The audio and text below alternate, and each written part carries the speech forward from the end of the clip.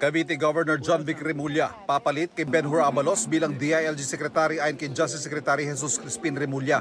Wala pang kumpirmasyon ng palasyo tungkol dito. Kerwin Espinosa handa raw tumestigo sa International Criminal Court kaugnay na anya extrajudicial killings ng Administrasyong Duterte. Wala pang tugon si dating Pangulong Duterte sa mga akusasyon kaugnay ng drug war.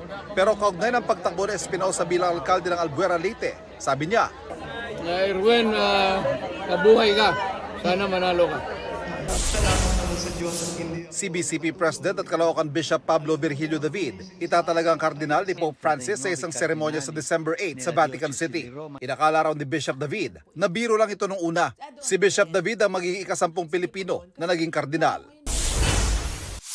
Proyekto para sa infrastruktura, turismo at pag-aaral para sa posibleng muling pagbuhay sa Bataan Nuclear Power Plant. Ilan sa mga napagkasunduan ng Pilipinas at South Korea sa pagbisita ni Korean President Yoon Suk-yeol sa bansa.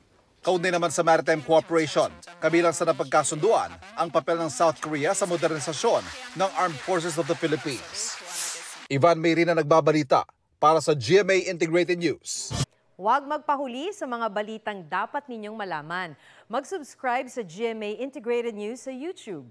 Sa mga kapuso abroad, subaybayan nyo kami sa GMA Pinoy TV at sa www.gmanews.tv.